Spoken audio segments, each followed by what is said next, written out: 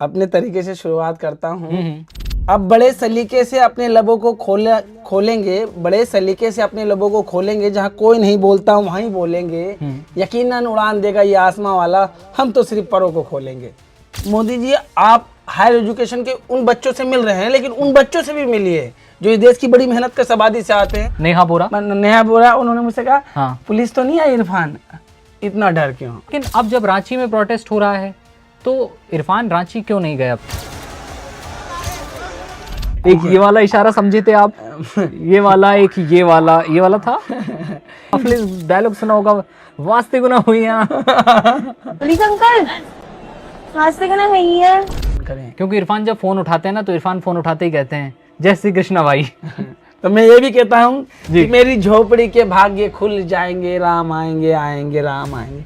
और वहीं राम मंदिर में दान चोरी का आरोप लग जाता है, फिर वहाँ ये चीजें ठीक नहीं है। राहुल गांधी को पप्पू कहा गया, वो वर्ड यूज किया गया, उसको लेकर क्या सोचते हैं? राहुल जी ने मुझसे पहला सवाल किया था कि क्या चाहिए, क्या करना चाहते हैं, क्या चाहते हो? तो मेरा पहला सवाल ये था कि मुझे कुछ नहीं चाहिए, देश की बड़ी आबादी का बड़ा दर्द है।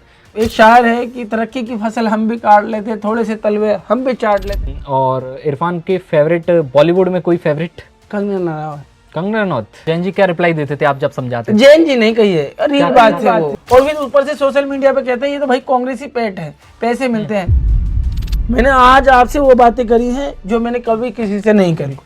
मैं आप लोगों से बहुत प्यार करता हूँ, सबसे।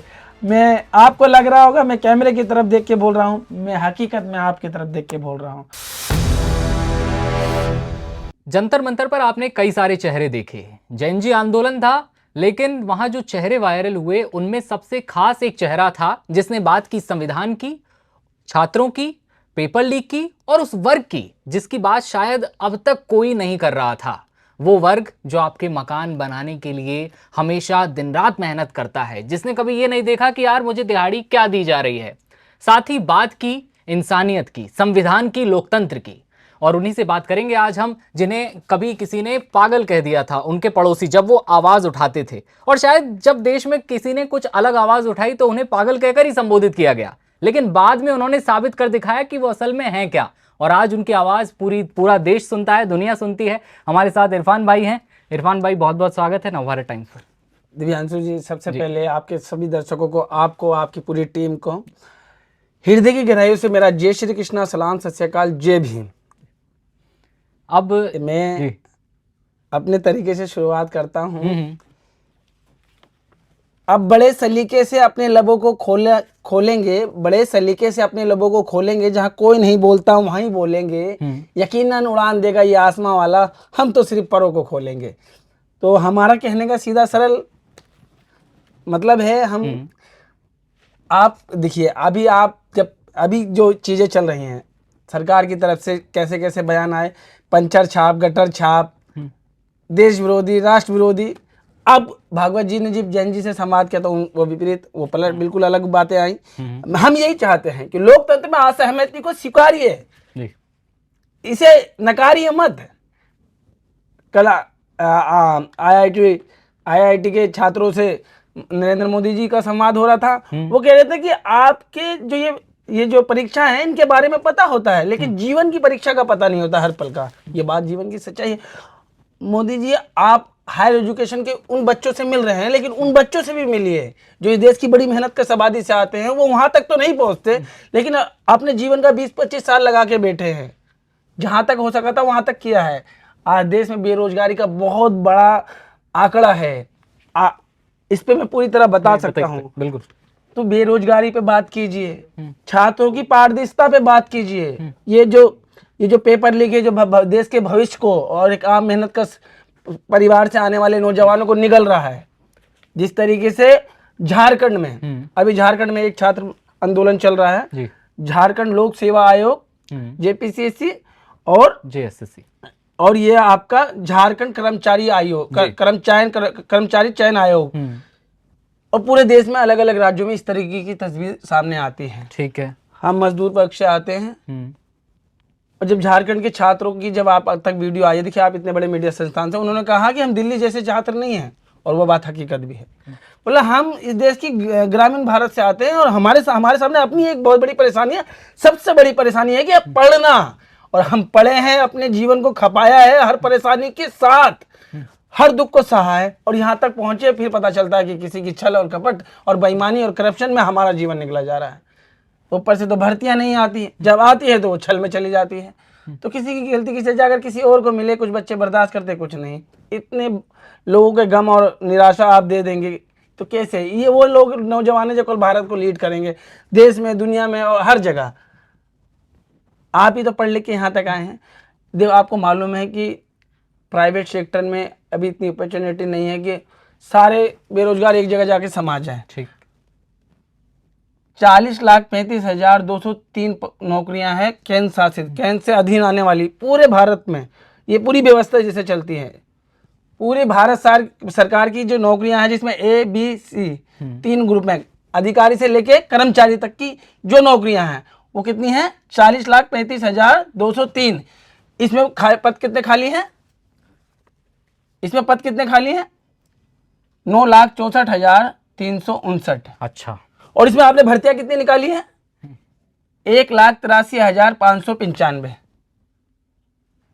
ये सिर्फ केंद्र द्वारा आधारित नौकरियां हैं, जो भारत सरकार के अधीन आने वाली नौकरियां।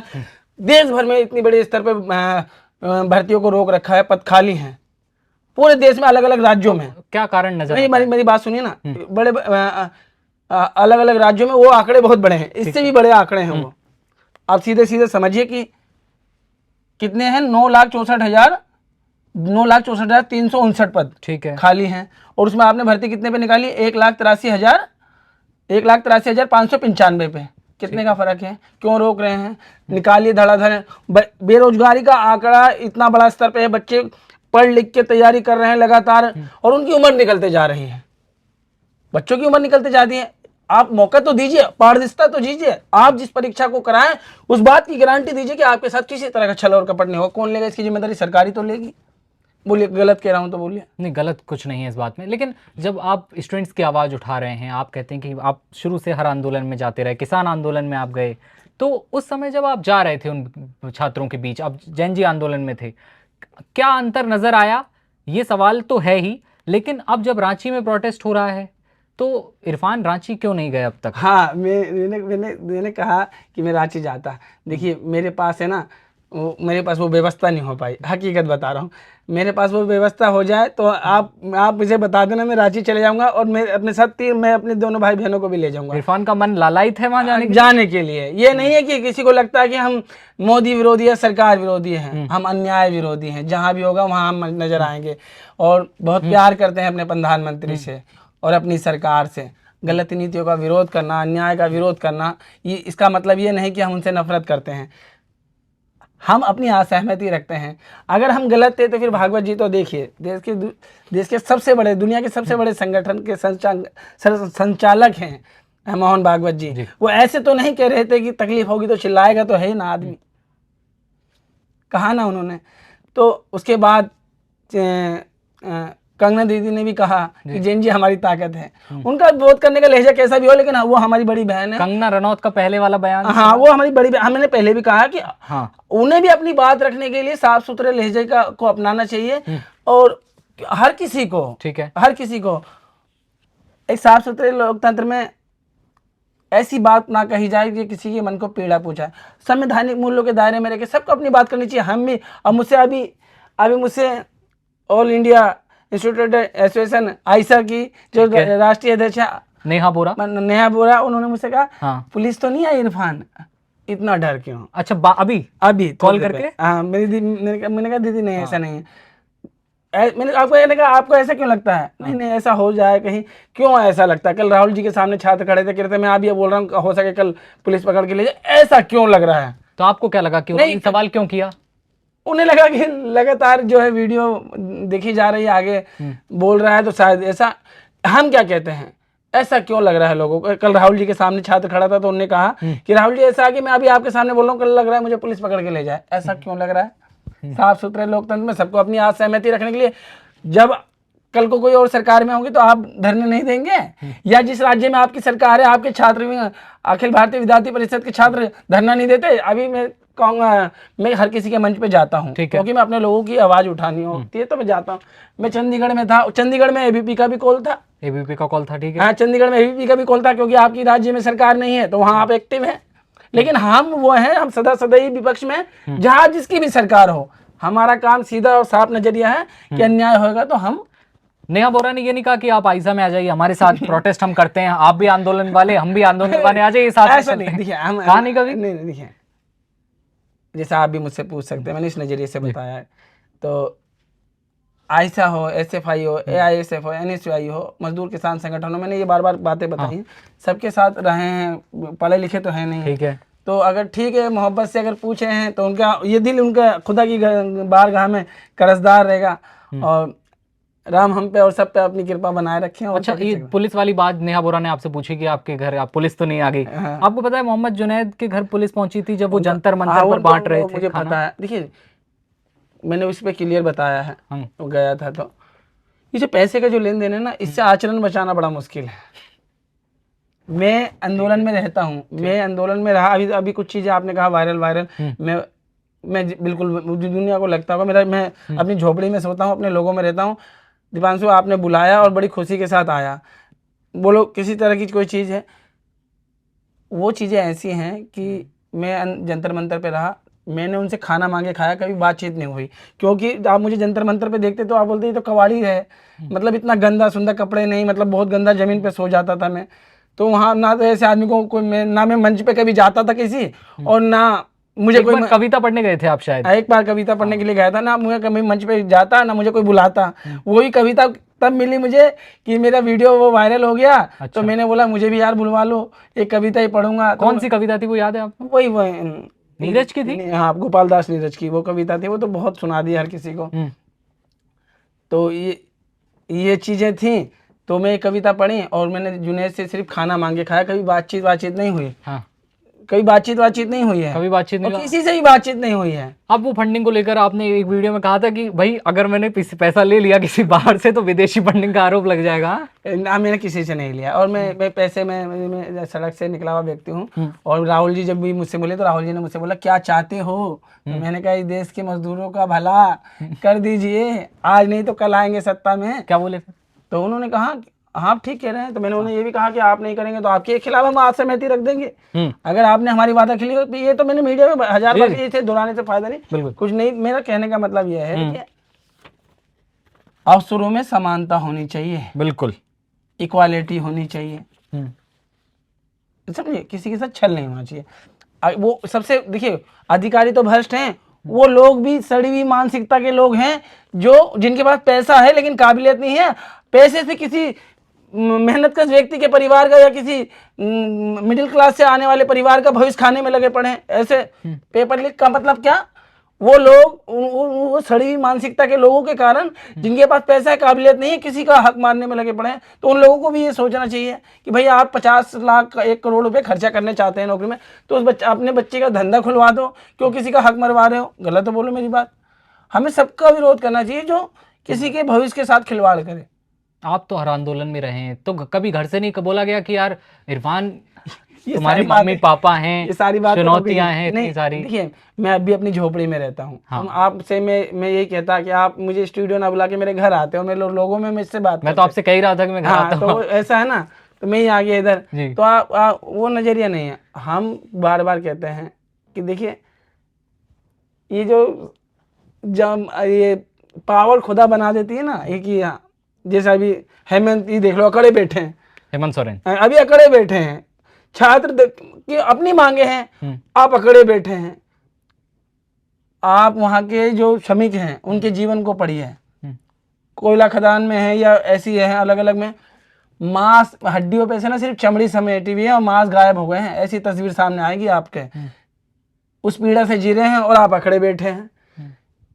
सत्ता का काम जीवन को सुधारना है, व्यक्ति के जीवन में सुधार लाना है। लेकिन नेता जो सत्ता में आ जाता है ना तो अकड़ जाता है। तो इसी में रामधारी सिंह दिनकर की एक लाइन मुझे याद आती है कि ये सब जी वो कह रहे हैं कि भूलोक अताल पताल देख, गत अनागत काल देख, या देख जगत का आदि सर्जन, या देख महाभारत करण, मित्र को से पटी बू है, पहचान इसमें कहाँ तू है। वो कह रहे हैं तुम सब मरे हुए हो, बस पहचान लो तुम कहाँ हो। ये जो अकड़ है ना, ये किसी काम की नहीं है। हर पल, अरे जीवन का क्या पता है, आज है कल नहीं है। हर सेकंड ना जाने कितने लोग हार्ट से मर जाते हैं, कैंसर से मर जाते हैं, ऐसे ही मर जाते हैं, और इंसान खामे खा की अकड़ लेके बैठा है। सत्ता से प्यार किसको नहीं है, ये बात है। सत्ता का मोह और सत्ता का दंभ ऐसा तो नहीं है, मतलब देखिए, हम्म, कहते हैं इंसान की भूख तो मरती नहीं है, लेकिन कसम उस परवरदिगार आलम की कसम, उस सृष्टि के रचयिता की, जिसने हम सबको बनाया, जी जिसके जिसके चरणों में हम सबका जीवन है। ठीक है। हम जब भी भूल भटक जाते हैं तो उसी की दिशा में जाते हैं, चाहे किसी भी धर्म और जाति से आते हों, हमारा नजरिया ईश्वर की तरफ बढ़ जाता है। जब हम संकट में परेशान होते हैं, बहुत दुखी होते हैं, उसी नज़र में जाते हैं। तो ये चीज़ें जो है कि सत्ता का मोह माया, अब मैं ही था, मैं तो झोपड़ी में रहता हूँ। मेरी छत पे जिस घर में राहुल जी आए थे, वो घर अभी 2 महीने पहले बनाया था। तो ऊपर मम्मी पापा बहन रहती हैं, अच्छा। और नीचे मेरा भाई छोटा वाला, और आप उधर वो झोपड़ी में रहता हूँ। तो राहुल जी मुझसे बोले, और बहुत सारे आप जैसे तमाम दुनिया और देश दुनिया से, बाहर देशों से भी दुनिया से, कि इरफान हम आपकी मदद करते हैं। हाँ, तो मेरे ने तो यही कहा ना कि मैं जिस वक्त से आता हूँ, उसकी पीड़ा मुझसे भी ज़्यादा अमान्य है, दर्दनाक है। अगर आप मेरा जीवन बेहतर करना चाहते हैं तो कल्पना करूंगा मैं, कीजिए कि उन सब का कैसे बेहतर हो जाए, उन सब का कैसे अच्छा हो जाए। तो ये किसी एक व्यक्ति की या संगठन के स्तर पे तो नहीं हो सकता, ये सरकारी स्तरों पे ही संभव है। पिछले 70 सालों में या 75 सालों में जो ना हुआ, उसे भूल के एक नई नीति अपनाते हुए लोगों को, देखो शिक्षा और स्वास्थ्य में कोई कंप्रोमाइज नहीं होना चाहिए।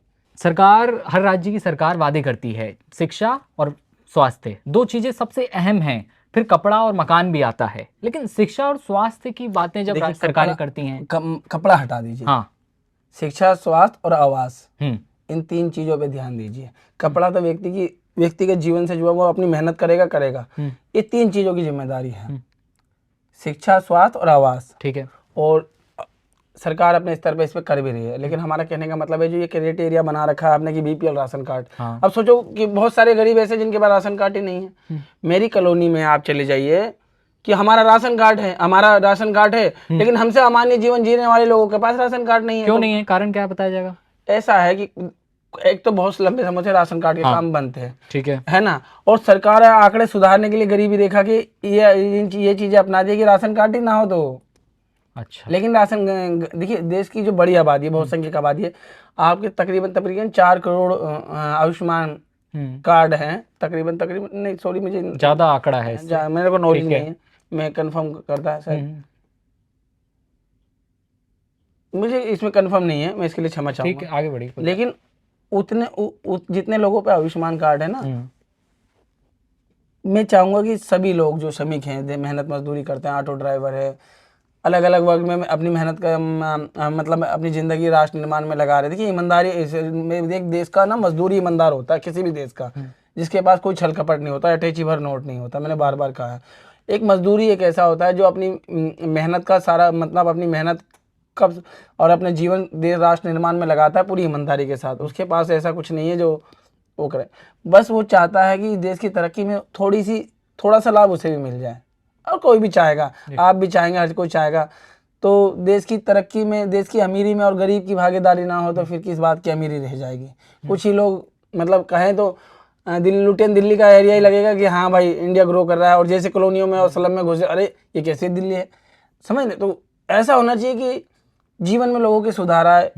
इस बात को बार बार कहा गया है कि अच्छा होना चाहिए, और अच्छा आप भी चाहते हैं, अच्छा हम भी चाहते हैं, तो विवाद कहाँ है, सिर्फ विचारों का। तो इस असहमति को स्वीकारी, यही लोकतंत्र की एक खूबसूरत तस्वीर है। लोकतंत्र की बात कर रहे थे आप, और आप बात कर रहे थे कि अच्छे विचारों की, ये विचार सरकार तक कैसे पहुंचेंगे? सरकार भी अच्छा सोचती है, ये बात आपने भी कही। मैंने कहा सरकार भी अच्छा चाहती है और हम भी अच्छा चाहते दोनों अच्छा है। हाँ, सोचने का मतलब अलग है। हाँ, सोचने का मतलब है वो, अब उनकी सोच ऐसी है कि ये दहशतगर्दों की बी टीम है। अच्छा, तो ये तो हिंसात्मक सोच है। आपके करोड़ों समर्थक हैं, आप दुनिया के सबसे बड़े सामाजिक संगठन की बात करते हैं कि आपको मालूम है संघ की युवा इकाई भी है। तो फिर उनके लोगों को लगेगा ये तो जंतर मंतर पे ऐसा वैसे लोग बैठे हुए हैं देश भर, तो हिंसा हो सकती है ना। तो हिंसात्मक शब्द भी लोकतंत्र में इसकी कोई जगह नहीं है, ये सोच की बात। लेकिन आप बार बार कहते हैं हम भी अच्छा चाहते हैं, हम अच्छा कर रहे हैं। आप सरकार में तो आप कहते हैं अच्छा कर रहे हैं, तो हम भी कहते हैं हम भी अच्छा चाहते हैं। लेकिन अगर कम असहमति है तो इसे स्वीकारिए, और यही एक लोकतंत्र है, और यही लोकतंत्र है, और असहमति को स्वीकार किया जाना चाहिए। हाँ। और जरूरी ये भी है कि असहमति जताई जाए। असहमति जताने का भी एक तरीका है, हाँ। लेकिन हिंसात्मक नहीं, हिंसात्मक कभी ना हो, अपमानजनक नहीं, अश्लीलता के तरीके से नहीं। जिस तरीके से अपनी बात आप घंटों बात कीजिए, मिनटों बात कीजिए, सेकंडों बात कीजिए, लेकिन बात में संवैधानिक मूल्य होने चाहिए, शब्दों में संवैधानिक दायरा होना चाहिए, उससे बाहर नहीं। असहमति को लेकर और हिंसा को लेकर हम बात जब कर रहे हैं तो जंतर मंतर का जरूर जिक्र होता है। ये आंदोलन अब तक के इतिहास का सबसे अनोखा आंदोलन था। हाँ। ये आप भी मानते हैं, आप इतने समय तक रहे वहां, तो आपको क्या लगा, क्या कुछ चीजें जंतर मंतर के आंदोलन में अलग थी या होनी नहीं चाहिए थी, वो कुछ हुआ गलत था, मतलब वो क्या ऐसा कुछ देखा आपने? हाँ, मैंने बार बार बताया, सबको बताया कि आंदोलनों में कुछ बहुत बड़े स्तर पे कंटेंट क्रिएटर जी ने कहा रीलबाज आ गए, और उन्होंने जिस तरीके से सोशल मीडिया पे वो कहते हैं कि एक ट्रेंड चल गया, सो खास करके कुछ कंटेंट क्रिएटर में ये रील चल रही है भाई ये बना, मैंने बार बार कहा। और वो लग गए प्रधानमंत्री को गाली गलौज करने के लिए। अच्छा, उन्हें नहीं पता वो कर क्या रहे हैं। अच्छा। वो एक संवैधानिक पद पे बैठे हुए व्यक्ति हैं और देश को और दुनिया को में लीड कर रहे हैं, वो देश को नेतृत्व दे रहे हैं, विश्व के पटल पे भारत की पहचान है नरेंद्र मोदी जी बिल्कुल, और देश को लीड कर रहे हैं। अब वो उनको यही नहीं पता कि वो क्या कर रहे हैं। मैं कईयों को समझाता था, लेकिन उस टाइम वहाँ के माहौल और वातावरण में ये चीजें किसी को स्वीकार्य नहीं थी। तो जैन जी क्या रिप्लाई देते थे आप जब समझाते थे? जैन जी नहीं कहिए, रीलबाज थे वो। अच्छा, रीलबाज अलग थे। हाँ, रीलबाज है। अच्छा, ठीक है। जो छात्र थे वो स्लोगन देते थे, बिल्कुल, स्लोगन भी उनके अटपटे होते थे। लेकिन आप एक समझदार आदमी, मैं बार बार कहता हूँ, जो नीट का जो छात्र होता है वो केमिस्ट्री पढ़ता है, फिजिक्स पढ़ता है और बायोलॉजिकल पढ़ता है। ठीक है। वो हिस्ट्री कहाँ से लाए, आपसे कैसे डिबेट करे, आपके सामने कैसे भाषण दे, तो वो अपनी बातों को रखने के लिए बायोलॉजिकल तरीके से स्लोगन बना देता था।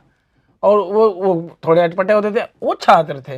लेकिन जो बहुत गंदी तरीके से गालियां बक रहे थे, ये कौन थे? ये रीलबाज थे, ये रीलबाज कंटेंट क्रिएटर थे। और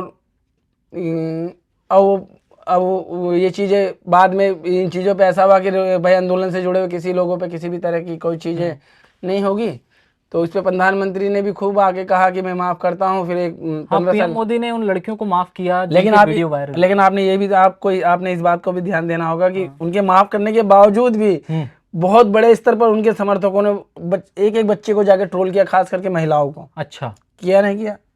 काफी सारी वीडियोस लगातार वायरल हैं अभी भी, और वो आवाज उठा रही हैं। नहीं, उन बच्चियों को जिनकी वीडियो वायरल हुई किसी भी बात को लेके जी उनको ट्रोल किया गया। विपक्ष ने भी इस बात को बार बार दोहराया। कांग्रेस ने छात्रों की गूंज के पर हेल्पलाइन नंबर दिया कि किसी को इस तरह की कोई परेशानी या दिक्कत है या पुलिस या फेस होने का डर है तो उसको लीगल सपोर्ट करेगी छात्रों की गूंज। अच्छा, आप बताइए, पीएम मोदी ने जब माफ कर दिया सबको, आप प्लीज मान लीजिए ना, पीएम मोदी ने जब सबको माफ कर दिया, खुद सामने आकर कहा कि मेरे देश की बेटियां हैं, गलती हो जाती है, अब आगे ऐसा ना हो इसका हम ध्यान रखेंगे और हम व्यवहार ठीक रहेगा, हम लोग भी कनेक्ट कर रहे हैं, जैसा कि आप देख रहे हैं रील्स आई। उन्होंने कहा कि एक सभ्य समाज में ऐसा हमारी बेटियां है, या उन्होंने टोटली लोगों को कि उन्होंने मुझे मेरी माता को, इसकी 1000 बार निंदा होनी चाहिए। लेकिन ऐसा नहीं, आपको नहीं लगता कि जब इन्होंने ये बात कही तो उन्हें अपने समर्थकों को भी कह देना चाहिए था कि भाई आप इस तरीके के एक सभ्य समाज में जो गाली गलौज आप हर गली मोहल्ले चौराहे पे और सोशल मीडिया पे तो भर के, तो ये नीचे तक क्यों नहीं जा पा रही? नहीं, तो आप मतलब आपको माँ तो माँ है, मेरी है, आपके संसार में किसी की भी है, पशु है इंसान, माँ का सम्मान दुनिया में सबसे बड़ा है ना। आप कभी पशु को देखना, एक जानवर भी अपने औलाद को मुंह में लेके चलता है और हमें लगेगा कि उसके दांत लग जाएंगे, लेकिन माँ की ममता है, उसे खरोच भी नहीं आती, है ना। तो आपको ये भी कहना चाहिए था कि भाई देश में कोई एक साफ सुथरे लोकतंत्र में अपनी बात असहमति रखिए, लेकिन किसी से गाली गलौज मत कीजिए। फिर उन्हीं के समर्थकों पे IT सेल पे आरोप लगे कि वो बच्चों को ढूंढ के ट्रोल कर रहे हैं। यह है ना। तो हमें दोनों तरफ से बात करनी चाहिए। हम उम्मीद करेंगे अपने प्रधानमंत्री से कि जिन 20 बच्चों की जाने गई है किसी की लापरवाही से, उन पे भी शोक व्यक्त करें, उनके परिवारों से संपर्क करें और कहें कि जो हुआ है पीड़ादायक था, लेकिन हम चाहेंगे ईश्वर अपने चरणों में उन्हें जगह दे और भगवान आप इस दुख को बर्दाश्त करने की ताकत दे। समय गुजरेगा, सब चीज़ें ठीक होंगी। ये चीज़ें भी होती, प्रधानमंत्री कहते हैं, प्रधानमंत्री ये जो एक ही बरसात में उनके बनाए हुए भारी भरकम के बजट के यहाँ एक्सप्रेस वे धंसने लग गए, इस करप्शन पे भी बात कर देते। खबर आई अभी उन्नाव कानपुर वाली। मतलब हर जगह समझ रहे हैं, हर जगह इतने बड़े मतलब वो बोल देते ये गड्ढे नहीं हो रहे हैं जी, ये गड्ढे नहीं हो रहे, ये सड़क नहीं धंस रही, ये व्यवस्था धंस रही है। अच्छा, समझ रहे हैं, ये गड्ढा जितना नीचे नहीं जा रहा उससे ज्यादा व्यवस्था नीचे चली गई है, ये करप्शन को दर्शाती है। तो हम अब बतौर एक भारतीय एक जिम्मेदार नागरिक होने के नाते सरकार से सवाल करें तो क्या क्या बुरा कर दिया। हाँ, असहमति जताई जा रही है, उसका जवाब दिया जाए, जवाबदेही तय होने की मांग ही जंतर मंतर पर हुई थी। प्रधानमंत्री ने एक बात कहा, जब हम सवाल करें ना तो समाधान पे भी बात करें। जी, देखिए हम सवाल ही कर सकते हैं, समाधान की पावर तो हमारे पास है नहीं। पावर में तो हाथ है, तो हम सवाल करें, समाधान आप ढूंढे। हाँ, सवाल कल प्रधानमंत्री ने छात्रों से बात करते हुए, हाँ, आईआईटी के छात्रों से बात करते हुए कहा कि हम सवाल करें तो समाधान भी ढूंढे। हाँ, तो अच्छा समाधान हम कैसे, हम हमारे समाधान को आप मानेंगे? आप पावर में तो हमारे सवालों को नहीं मानते। नहीं, जनता से तो बात करते ही हैं, तो क्या जनता की बात नहीं सुनी जाएगी?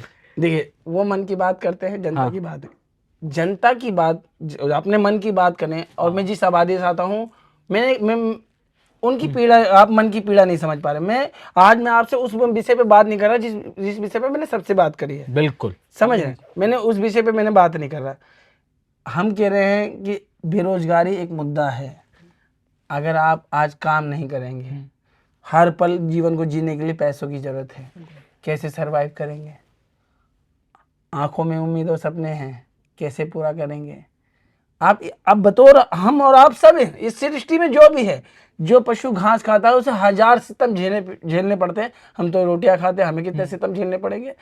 तो समझने की बात है कि देखिए आप ही ने कहा था, हमने नहीं कहा या देश ने, आपने वादा किया था अच्छे दिन आएंगे, आपने वादा किया था कि 2 करोड़ नौकरियां आएंगी, आपने कहा था कि काला धन आएगा, 15 लाख मिलेंगे। तो 15 लाख किसी को नहीं चाहिए, अच्छा जीवन तो सबको चाहिए, शिक्षा तो सबको चाहिए, स्वास्थ्य तो सबको चाहिए, आवास तो सबको चाहिए। तो इस पे बात अगर हम करते हैं तो क्या बुराई कर दी? आपने काला धन पे तो चर्चा ही खत्म कर दी, बात ही खत्म कर दी। लेकिन काला धन तो है, आपने संधि करी थी 2016 में आपने संधि करी थी, मैंने मीडिया में बार बार बताया। तो वो जो काले धन पे जो आप खामोशी से मुंह पे पट्टी बांध के बैठ गए हैं, जो जानकारी आपको 2019 से लगातार हर 10 साल आ रही है, उनके नाम सार्वजनिक जो ना करने की आपने संधि पे साइन किए, क्यों भाई? इस देश के प्रत्येक नागरिक को और आपके तमाम दर्शकों को इस बात की जानने का एक हक है कि भाई वो कौन लोग हैं। हम तो मेहनत ही कर रहे थे पूरी ईमानदारी से देश के लिए, वो कौन लोग हैं जो अटैची भर के स्विट्जरलैंड पैसा ले गए? तो उनके नाम भी हम सार्वजनिक नहीं कर सकते। हमने एक दूसरी सरकार से इस बात पे संधि कर ली, दूसरे देश की सरकार से, कि हम उनके नाम सार्वजनिक नहीं करेंगे। तो हाँ, ये हमारी ये कमजोरी क्यों रही? तो इस पर अब कहें एक जनता या एक विपक्षी भूमिका में, जनता हमेशा विपक्षी भूमिका में रहती है तो सरकार से सवाल करती है। और प्रभु दया करिएगा, बड़े छोटी दुनिया से आते हैं। ये बात आप हमेशा कहते हैं, लेकिन छोटी दुनिया से आना इस बात का जवाबदेह नहीं है कि भाई आप सवाल नहीं कर सकते। छोटी दुनिया से आते हैं, लेकिन आप भारत के नागरिक हैं। आप जैसा कि खुद कहते हैं कि मैं भारत से हूँ, आप कहते हैं खुद। आप देखिए मतलब कुछ चीजें ऐसी होती हैं जी कि बस क्या मुंह से कह दिया था कि भाई छोटी दुनिया से क्षमा चाहूंगा। हाँ, मैं सलम से आता हूँ, हमारी अपनी एक पीड़ा है, और उस बारे में क्या बताऊँ, मैंने सबको बताया है। बिल्कुल, समझ रहे? अब आपके लूट खसोट की जो पॉलिटिक्स है ना, कांग्रेस को देश ने क्यों, कांग्रेस से जो 2014 के बाद कांग्रेस को सत्ता में क्यों नहीं आ पाई, मुंह क्यों मोड़ा देश की जनता ने? क्योंकि कांग्रेस के यूपीए की जो दूसरा जो काल था ना, उसमें बड़ी उथल पथल थी। हाँ, ये घोटाला वो घोटाला, तो इसीलिए तो नकारा जनता ने आपको चुना। और आपके टाइम में बताइए, आप इतनी बड़ी एजेंसी में बैठे हैं, मोहन सरकार में जमीन घोटाला, दिल्ली में ये वो, और हाईवे से ये चीज़ें आम होती जा रही हैं। तो और आप इसमें मौन करके बैठे, आप आईआईटी के छात्रों से मिल रहे हैं, आप बड़े बड़े संस्थानों में जाते हैं, आप बेरोजगारों से भी मिल लीजिए। आप ही ने तो उन्हें 2 करोड़ नौकरी देने का वादा किया था। आप सवालों से भाग कैसे सकते हैं? आपकी जिम्मेदारी है। देखिए देश जब ज़्यादा बेहतर करेगा जब उसके नौजवान बेहतर करें, उसके लोग बेहतर करें, श्रमिक बेहतर करें, किसान बेहतर करे, सरकार ही बेहतर करते रहेगी। लगातार चुनाव जीतते रहे तो लगता है कि देश बेहतर कर रहा है। तो देश की अपनी व्याख्या है, देश की अपनी कल्पना है। देश 144 करोड़ लोगों से बना हुआ है। अनेकता में भी एकता, अलग अलग धर्म जाति समुदाय के लोग हैं, अलग अलग रहन सहन कल्चर और पूजा पद्धति के लोग हैं, उसके बावजूद भी हम एक मंच पे हैं, क्योंकि ये जो भारतीय संविधान है हमें आपस में एक डोर की तरह बांध के रखता है, हमें समेट के रखता है एक परिवार की तरह। तो ये चीज़ें हैं। तो कुल मिला के कहने का मतलब ये है कि जब देश बेहतर करे तो लोग भी अपना जीवन बेहतर करें, शिक्षा और स्वास्थ्य के लिए चीज़ें अच्छी हों। आप जब कह रहे थे कि 2014 के बाद से सरकार आई, बीजेपी से कांग्रेस से लोगों ने मुंह मोड़ा, क्या रीजन लगता है कि क्यों कांग्रेस अब सत्ता के उस शीर्ष पर नहीं पहुंच पा रही 2014 के बाद? अरे देखिए कारण, देखिए मैंने इस पे बहुत बार बताया, आप मीडिया हाउसेस से हैं और आपको लोगों में जाने का मौका मिलता है, जाते हैं ना। बिल्कुल। 2000 आप कितनी उम्र हो गई आपकी? मेरी 23 साल की उम्र। 23 साल की उम्र है, तो मैं आपसे उतनी गहराई वहाँ की बात कैसे कर सकता हूँ? मैं 35 साल का हूँ। आप बिल्कुल। तो 2014 से पहले ना मीडिया के लिए लोगों का नजरिया बहुत साफ सुथरा था, हीरो मानते थे। उनके नाम क्या बताऊं, उन्हें हीरो मानते थे। कैमरा और माइक देख के लोग यही कहते पत्रकार आए हैं। आम रेडी वाला भी कहता था बाबूजी चाय पियो। आज पत्रकारों को देख के लोग घृणा कर रहे हैं। ये चीजें है नहीं, जंतर मंतर पर भी कहीं भी मतलब क्या हालत। तो ये चीजें हैं। तो क्यों ऐसा कर रहे हैं लोग? चुनाव जीतना अलग है, एक लोग चलाने लगते, जैसे भागवत जी ने कहा। तो अभी जो समर्थक है कल वो सड़कों पे आएंगे, फिर वही मीडिया और वही सरकार उनके खिलाफ प्रोपेगेंडा चलाती है, तो उन्हें लगता है यार हम तो चले गए यार। तो चीजें धीरे धीरे पार देते। लेकिन सब प्रोपेगेंडा नहीं चलाते, नहीं हम अगर हम ये नहीं कहते, हम ये नहीं कहते, हम तो आप उन्हीं के स्टूडियो में भी जाते हैं, सभी के जाते हैं। बिल्कुल, आप सबके यहाँ जाते हैं और आप सबसे मिल भी रहे हैं इन दिनों। अब मैं बात करूं कुछ विचारधाराओं की। आपने मार्क्सवाद को पढ़ा? नहीं पढ़ा, तो मैंने कुछ भी नहीं है। जाना तो सही ना, जाना है। हाँ, क्योंकि आपने जाना है। लेनिन को जाना आपने, लेनिन स्टालिन को जाना, समाजवाद को जाना आपने, चेगोरा वगैरह सबको जाना। समाजवाद तो हमारा कानून ही है, तो हमारी सोच ही है समाजवाद। सारी विचारधाराओं में सबसे ज्यादा कौन सी विचारधारा आपको प्रभावित करती है? देखिए हम सभी के मंचों पे जाते हैं, ठीक है, और जो हमारे देश का जो संविधान है वो समाजवाद है, ठीक है। और समाजवाद क्या कहता है? समाजवाद इक्वालिटी की, अवसरों में समानता की बात करता है, संसाधनों में समानता की बात करता है। यही समाजवाद है जिसे सोशलिस्ट कहते हैं। ठीक है, गलत तो नहीं कहना? सही है। और इसी से मिलता जुलता है मार्क्सवाद। लेकिन मार्क्सवाद की अपनी व्याख्या अलग है, उनका नजरिया दुनिया को लेके, जीवन को लेके, मतलब वो चीजें अलग हैं। वो शायद पूंजीवादी विचारधारा से कनेक्ट करते हैं। वो पूंजीवादी विचारधारा की निंदा करते हैं। मार्क्सवाद का अर्थ में ही है, और सबसे पहला ये कि आप जहां खड़े हैं, आपको आपके अपने जीवन को लेके धार्मिक नहीं वैज्ञानिक दृष्टिकोण होना चाहिए। मार्क्सवाद की ये चीज, मतलब कहें तो वो 1925 के बाद कैसे सिमट गए भारत में, उसकी पहली वजह यह है कि भारत में हर कदम पे ईश्वर के पर आस्था रखने वाला व्यक्ति है, और ईश्वर के बिना वो जीवन को नहीं देखता। धार्मिक मान्यताएं ज्यादा हैं, लेकिन मार्क्सवाद में ये चीजें नहीं है, बहुत कम है, बिल्कुल नगण्य है। अगर कोई भी व्यक्ति अगर वो मार्क्सवाद ये सोच का है तो उसे कॉमरेड कहते हैं। कॉमरेड, बिल्कुल, सबको बचाने वाला सुपरमैन। कॉमरेड इरफान भी है? इरफान नहीं, मैं सभी के मंचों पे जाता हूँ। हाँ, तो कॉमरेड, वही तो मैं कह रहा हूँ कि आप सबके साथ खड़े होते हैं, बराबर आवाज उठाते हैं। हाँ, मैं देखिए, मैं सबके मंचों पे जाता हूँ और सबसे प्रेम है।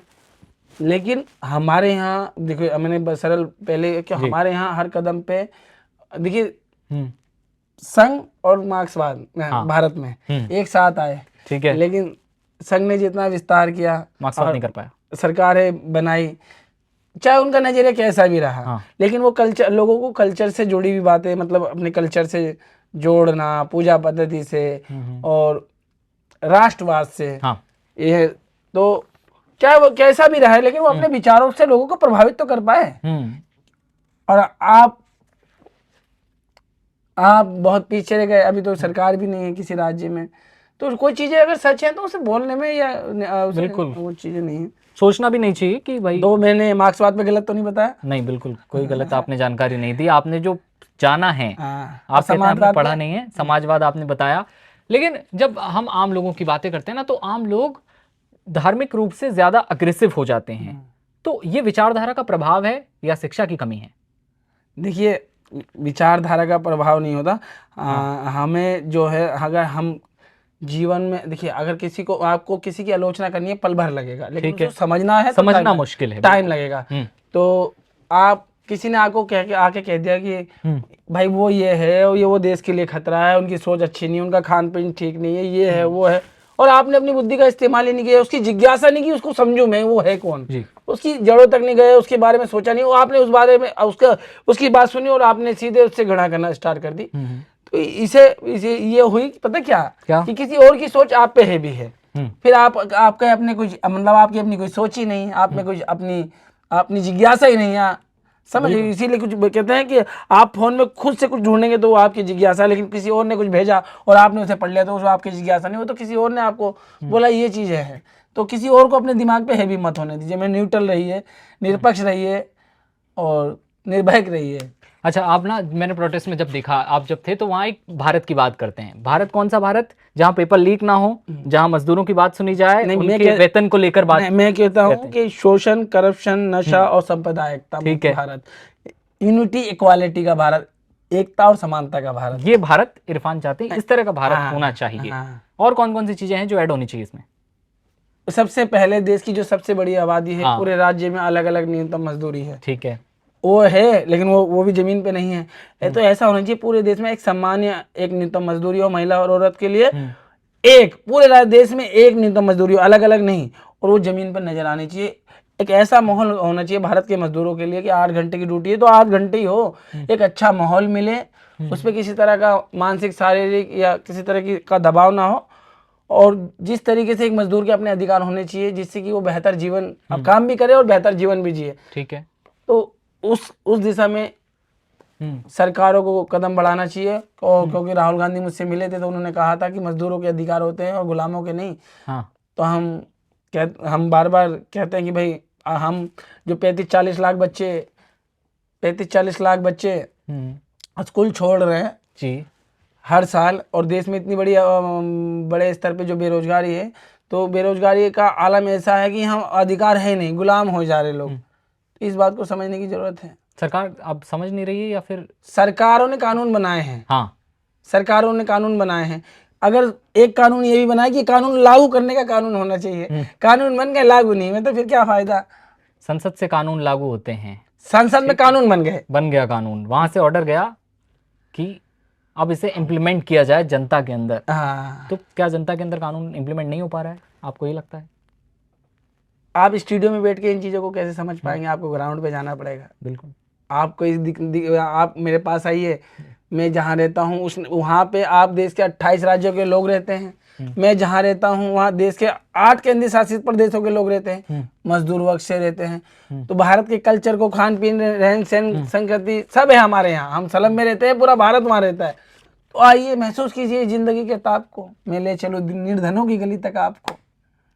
बिल्कुल, हम वहाँ पहुँचेंगे आपके पास। मैं तो कह ही रहा था कि वहीं आपके घर आने का टाइम मिले। लेकिन जब ये सब बातें हो रही हैं तो कभी किसी ने कहा कि इरफान आपको चुनाव लड़ना चाहिए, जहाँ संसद की बात होती है? आप हंस दिए इस बात पर। अरे मैं चुनाव नहीं, मैं बार बार कहता हूँ कि पुलिस के डंडों में और जंतर मंतर के संघर्षों में हम आपको मिलेंगे। और बात रही, देखिए जीवन का जो एक सिद्धांत है, अभी मैं हंस भी रहा हूँ, लेकिन अगर शारीरिक पीड़ा या मानसिक तनाव जब जीवन में आता है तो चेहरा उतर जाता है और आदमी रोने भी लगता है। तो हम ये चीज़ें हैं। देखिए मैं कहने का मतलब है कि आप पत्रकार हैं, आपने अपनी जिम्मेदारी से निभाई और मुझे कहा कि आइए आप अपनी बात रखिए। आपने मुझे अपना मंच दिया ना। बिल्कुल। और मैं अपनी बात रखने की कोशिश कर रहा हूँ। तो ये जिस तरीके से आपने पारदर्शिता के साथ ऑन कैमरा मेरी बातों को देश के सरकार के समक्ष रखने का प्रयास किया, यही ईमानदारी देश में चाहिए। ऐसा नहीं कि एक कमरे में 4 लोग बेरोजगार बैठे, उनकी जेब में 1 रुपया नहीं है, 1 रुपया नहीं है, बेरोजगार है, उधर उस कमरे में अंबानी जी आ जाएं और उनकी एक दिन की कमाई 10 करोड़ रुपए है और पर कैपिटल इनकम निकालें तो 2-2 करोड़ रुपए आ रही है हर बंदे की।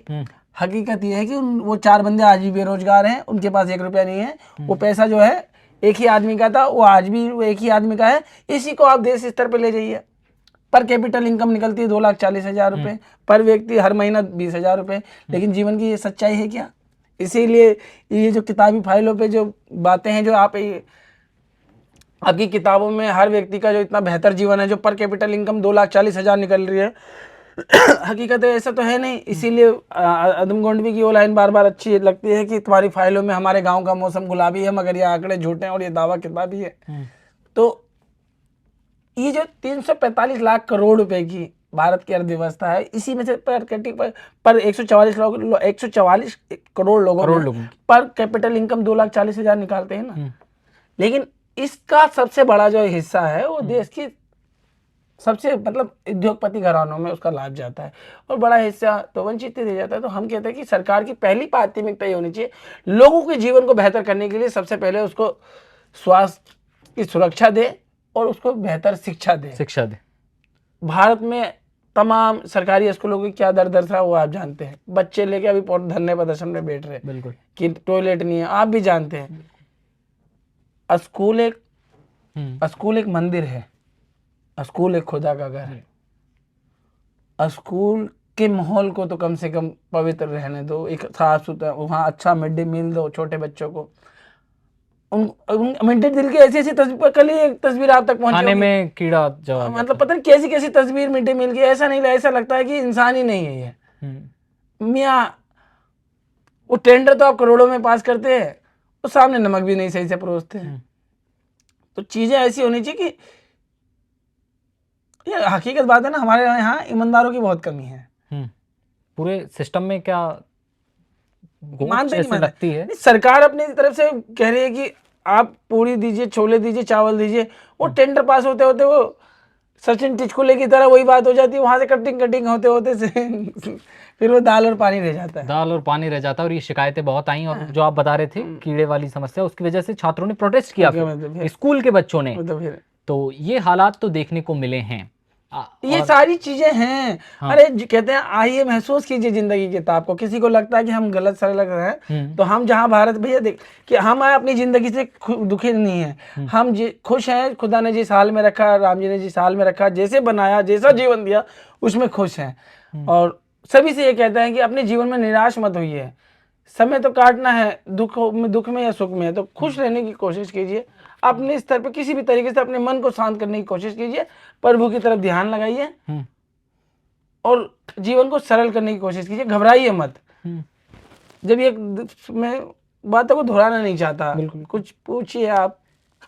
आप जब बोलते हैं ना, तो वो होता है कि एक आपका वेग बोलने का, उसमें ये आता है कि यार डिस्टर्ब ना किया जाए। नहीं ऐसी बात नहीं कि जब इरफान बोल रहे हैं तो जो आ रहा है, आप भी बिल्कुल सोचकर तो बोलते नहीं कि मुझे यही बोलना है। नहीं, तो जब आप बोलते हैं तो हम चाहते हैं कि आप बस अपनी बात रखें साफ सुथरे तरीके से, और जो रख रहे हैं। देखिए, अगर आप स्क्रिप्ट लगा दें और कहें देश को संबोधित करिए इरफान, और आपको बोलने के मतलब मुझे भाषण के ही पैसे मिले या किसी भी इंसान को, ठीक है, तो दुनिया में हर इंसान बहुत बेहतर बोल सकता है। लेकिन हम जहाँ रहते हैं वहां से आके बोलना बहुत मुश्किल है। लेकिन इरफान ने सब कुछ सीखा वॉइस नोट के जरिए। हाँ, मतलब देखिए, हमें जीवन में ना, हम एक इंसान को अपनी जिंदगी में, मैं बता रहा हूँ, एक इंसान को अपनी जिंदगी में, दुनिया में उसकी जिम्मेदारी की वो अपने आलोचकों को भी सुने, जो उन्हें गालियां बकते हैं उन्हें भी सुने और उनसे प्रेम करे, नफरत ना करे। जाके खुद सोशल मीडिया पे सर्च करके उन्हें लेके आए अपनी स्क्रीन पे और उनके दिल लगा के उन्हें सुने, घृणा ना करे उनसे, उन्हें सुने कि हाँ इनके ये विचार है। जंतर मंतर का देखा होगा प्रोटेस्ट सरकार ने? क्यों नहीं देखा होगा, देखे होंगे रील्स वगैरह। मैं उस सरकार को वो नहीं कह रहा, उन्होंने कहा, खुद कहा गया कि मेरे को तो देखे ही होंगे डेफिनेटली। अब जब बात हो रही थी कि जवाबदेही तय हो, धर्मेंद्र प्रधान ने इस्तीफा दे दिया, वो चीजें पुरानी हो गई। अब जो है, अभी झारखंड की सरकार है और भारत सरकार है। अभी मैंने आपको बेरोजगारी पे इसलिए कहा कि अब बेरोजगारी एक मुद्दा है और इस पे सरकारों को, सभी सरकारों को बात करनी होगी। राज्य स्तर पर भी बहुत सी लाखों की संख्या में पद खाली हैं। कितना वक्त लगेगा सरकार को ये सब देखने में? आप कह रहे हैं कि अब तक सरकार देख नहीं पा रही है, तो कितना वक्त लगेगा कि ये सब चीजें संज्ञान में आए? अगर ये सब चलता रहा तो प्रोटेस्ट हर राज्य में उठ रहे हैं। नहीं देख रहे हैं आप? नहीं, सुनिए सर, मेरी बात सुनिए। ये तो सरकार को पहले से पता था कि देश में बेरोजगारी की हालत बहुत खराब, बहुत विकट है, वो हालत खराब है। जब भी तो आपने कहा था कि हम आएंगे तो 2 करोड़ रुपए नौकरी सालाना 2 करोड़ नौकरियां देंगे। तो क्यों इम्प्लीमेंट नहीं हो पाया? फिर सरकार ने तो कहा था। तो क्यों कहा सरकार ने 2 करोड़ नौकरियां देंगे? आपके पास टोटली 40 लाख नौकरियां हैं, आप कह रहे हैं कि 2 करोड़ नौकरियां देंगे। आपके अपने घर में सिर्फ 40 लाख नौकरियां हैं। तो ये फलसफे थे, चुनावी फलसफे। ये फलसफे, मतलब आप कहते हैं ना कि उन शब्दों का इस्तेमाल कीजिए जिन्हें दोबारा दोहराया जा सके जीवन में। ऐसे शब्दों का इस्तेमाल मत कीजिए जैसे जिन्हें दोबारा दोहराया ना जा और सके। ये सारा असर जितना चुनाव हुआ, सब हुआ, ये सब आपने देखे, रिजल्ट का इंतजार हुआ, जब जंतर मंतर के रिजल्ट की बात कर रहा हूँ, जंतर मंतर प्रोटेस्ट जो हुआ उसका रिजल्ट की बात कर रहा हूँ।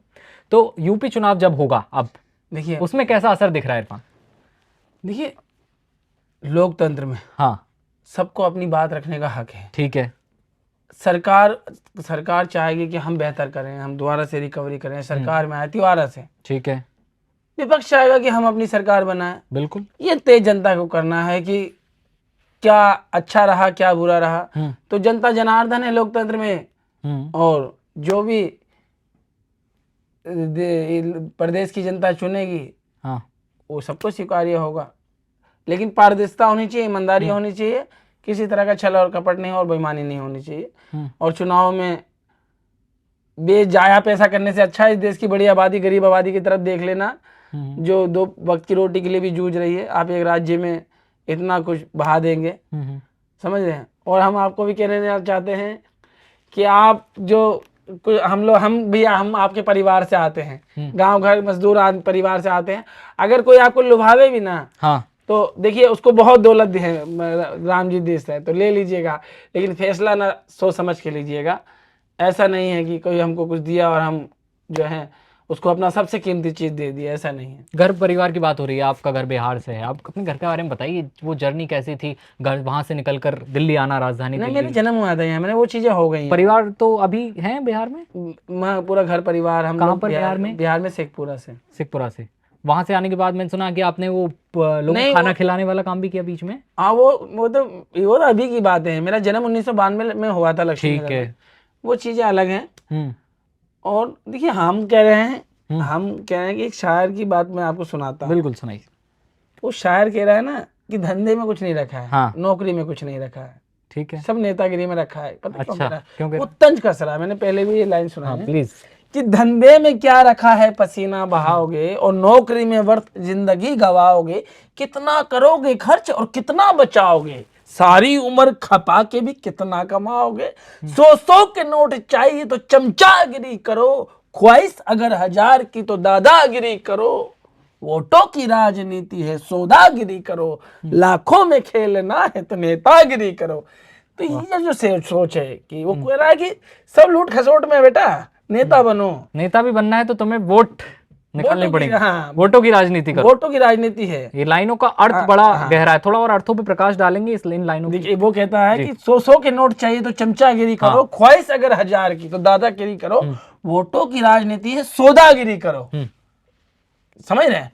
वो कह रहा है कि ये जो आपको गली गली मोहल्ले में वोटों की, मतलब ये मेरा होता नहीं है। तो वो कह रहा है कि शायर की काम धंधे में क्या रखा है, भारत में तो खुली लूट खसोट बची पड़ी है, वोटों की सियासत करो, लाखों में खेलो, पावर में भी रहोगे। तो इस सोच से भारत को की राजनीति को निकालना है। ये जो सोच है ना लूट खसोट वालों की, सत्ता सेवा के लिए है। लेकिन आप कहाँ से लाए हम अटल जी, वर्तमान जो हम कहाँ से अटल जी को लाए, हम कहाँ से शास्त्री जी को लाए, तो चीजें है ना। तो अटल बिहारी वाजपेयी की और कौन कौन सी लाइनें हैं, कौन कौन सी बातें हार आपको नहीं सबसे मानूंगा, ज्यादा पसंद? बिल्कुल। हार नहीं मानूंगा, रार नहीं छोड़ूंगा, मतलब बहुत अच्छे थे उनको। देखिए, अटल जी हो, इंदिरा जी हो, कोई भी एक जिसने इस देश के लिए अपना जीवन लगाया है। और अटल जी की एक कहावत है, बताइए, कि उनकी बहन ने ना, हाँ, उनकी बहन ने उनसे मदद मांगी थी, तो उन्होंने अपनी बहन को ये कह दिया था कि आप भी मेरी बहन है और मेरे से मेरी करोड़ों बहनें हैं। समझ में? ये हकीकत है, मैं सही से बतला नहीं पा रहा। मतलब इस तरीके की सोच का व्यक्ति है। तो कल्पना कीजिए कि उनकी सगी बहन को बोला कि वो मेरे पिए नहीं, मतलब बहुत अलग तरह की बात है, मैं लंबी कहानी में बता नहीं पा। मतलब वो देश को समर्पण जीवन जी रहे थे, उनके लिए पूरा देश परिवार था, एक उनकी सगी बहन उनके लिए बहन ही, मतलब वो उन्हीं उन्हीं में से आप उनकी एक बहन मान रहे थे कि आप उन्हीं में से मेरी एक बहन हो, और मेरी करोड़ों बहनें मेरी देश में जितनी भी मेरी करोड़ों बहनें हैं जो मुझसे उम्मीद रखती है, तो मैं करोड़ों के लिए कुछ करना चाहूँगा। तो इस सोच की मतलब कदर करनी चाहिए। आज राहुल जी उस दिशा में हैं। तो क्या लग रहा है कांग्रेस आने वाले वक्त में कौन कौन से बदलाव हैं जो राहुल करेगी अब? गांधी हाँ उम्मीद है देश के नौजवानों की, मजदूरों के, किसानों के, हाँ श्रमिक की, आदिवासी की, अल्पसंख्यक कम्युनिटी की, सबकी एक सच्चा और भरोसेमंद और साहसिक और निडर, शिक्षित, समझदार, सब कुछ। तो प्रियंका जी का चेहरा, लोग कहते हैं कि प्रियंका जी को भी अब आगे करना चाहिए। देखिए प्रियंका जी आगे हैं, केरला से पूरा पार्लियामेंट है। अब आप वो बता रहे थे हार नहीं मानूंगा, वो मेरे को अभी थोड़ा याद नहीं। जी। अब जब अगली बार आऊंगा तो सुन लेना। अरे बिल्कुल, अगली बार तो मैं खुद, मुझे लगता है मैं खुद आपके पास आऊँ, जहाँ आप रहते हैं वहाँ लोगों से बातचीत करूँ। तो अब आप बात हम घर वालों की कर ही रहे हैं, तो पड़ोसी जो कहते थे आप, पड़ोसी ठीक हो गए, सब कुछ है। पड़ोसी बिल्कुल आ गए लाइन पे। हाँ कि पड़ोसी कह रहे हैं कि हाँ भाई, क्या कहते हैं अब?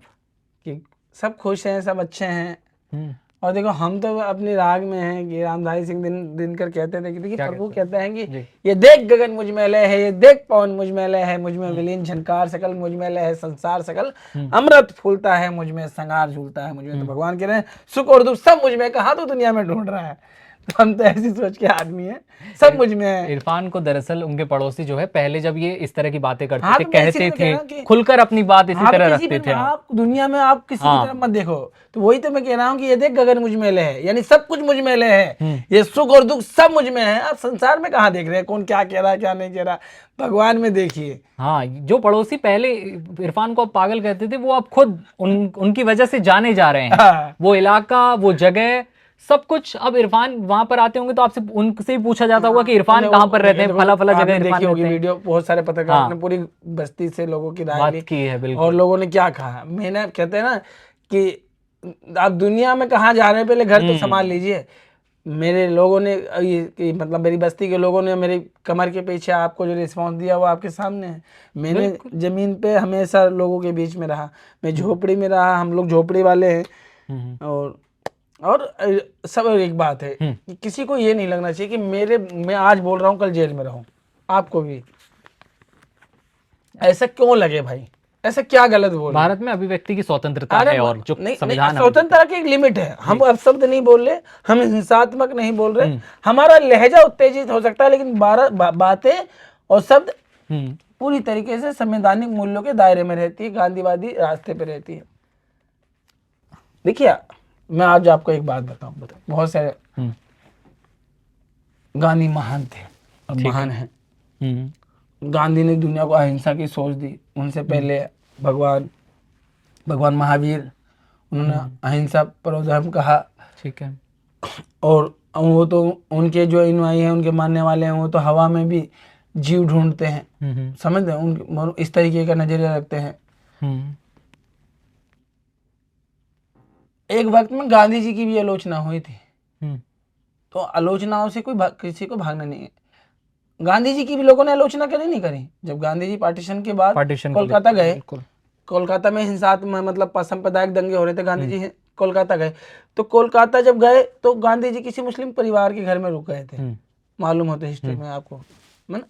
मैं भी होता था उस भीड़ में, गांधी जी की आलोचना करता। मैं चाहता कि गांधी जी एक सरकारी भवन में रुके और दोनों परिवारों को ये लगे कि हाँ गांधी जी बीच में खड़े। लेकिन जब वो वहां रुके तो फिर लोगों ने एक सांप्रदायिक सोच वाला आरोप उन पर लगा दिया कि आप क्यों जाकर वहां रुके और क्यों रुके। तो मैं भी इस बात को कहता हूँ कि एक हमेशा देखिए, कोई कितना भी महान होता है, अगर उससे कुछ मतलब तो आलोचना की सार्वजनिक जीवन में आलोचना से भाग नहीं सकता। बिल्कुल। तो ये चीज, तो ये बातें थी। तो आज तक कुछ लोग कह देते ना, आलोचना करते हैं, तो चीजें होती हैं। तो कहते हैं ना, सत्ता हो, पक्ष हो, विपक्ष हो, लोग हो जो सार्वजनिक जीवन में है, तो वो सवालों से भाग नहीं सकते। राजनीति में तो वैसे भी आप आलोचना से भाग नहीं सकते, आप जिम्मेदार हैं और आपकी आलोचनाएं की जाएंगी। तो हम कह रहे हैं कि गांधी जी, हमारा कहने का अर्थ है कि गांधी जी आलोचना से नहीं बच पाए, तो हम और आप किस खेत की मूली हैं। आप इतना क्यों घबरा जाते हैं, डबली से क्यों डर जाते हैं, डायरेक्टली आप टुकड़े गैंग कह देते हैं। ISISFI AISF के भी छात्र आपके वैचारिक मतभेद है, आपकी और उनकी सोच में दिशाएं अलग हैं, लेकिन वो भी इस देश का भला चाहते हैं और आप भी इस देश का भला चाहते हैं, लेकिन अपने अपने नजरिए में। तो इस असहमति को जगह देती है हमारा संविधान। हम्म, आप राष्ट्रवादी कहते हैं खुद को, वो मार्क्सवादी कहते हैं खुद को, लेकिन उन दोनों तरफ से आने के बावजूद भी हमें एक मंच पे खड़े हैं या एक दूसरे के सामने बैठे, इसलिए क्योंकि हमारा संविधान इसकी जगह देता है, ये इजाजत देता है कि हम अलग अलग सोच और विचारों से आने के बावजूद भी हम डायलॉग पे यकीन करते हैं, अहिंसा पे यकीन करते हैं, लोकतांत्रिक व्यवस्था पे यकीन करते हैं, हम संवैधानिक मूल्यों पे यकीन करते हैं, तो अपनी असहमति को दूर कर सकते हैं। और आपने किया, असहमति को लेकर बात हुई। अच्छा इरफान, मैं आपसे बस पूछूंगा और आपको एक शब्द में आंसर देना है, इससे कहते हैं रैपिड फायर, जैसा कि आपके साथ हुआ होगा, मैं बिल्कुल इस बात से परिचित हूँ। इसमें क्या होता है कि आपको बस सीधे एक बात में, एक लफ्ज में सीधा जवाब देना है। तो सबसे बेस्ट लीडर? राहुल गांधी। और जनता का सबसे चहीता नेता? राहुल गांधी। और देश में शिक्षा के लिए बदलाव सबसे बड़ा? देश में अभी कहाँ शिक्षा के लिए बदलाव हुआ है, जरूरत है जिसकी, हाँ होनी चाहिए। और इरफान के फेवरेट, बॉलीवुड में कोई फेवरेट? बॉलीवुड है, बॉलीवुड में हीरो या हीरोइन कोई भी? कंगना रनावत। कंगना रनौत। हाँ। और हीरो? हीरो मेरे को सबसे ज्यादा आगे मनोज वाजपेयी लगते हैं। और देश में पीएम मोदी को लेकर क्या कहेंगे एक शब्द में? एक शब्द में प्रधानमंत्री है। प्रधानमंत्री कहेंगे। हाँ। और धर्मेंद्र प्रधान को क्या कहेंगे? धर्मेंद्र प्रधान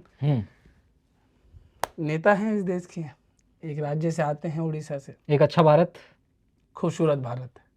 और एक अच्छा इरफान जो कि लोगों के बीच रहता है हमेशा, उनकी आवाज उठाता है। बुरा इरफान। बुरा इरफान क्यों? हर इंसान को हमेशा अच्छा बनने का प्रयास करना चाहिए। हम कोई अच्छे नहीं है, बहुत बुरे हैं, हर पल अच्छा बनने की कोशिश करनी चाहिए।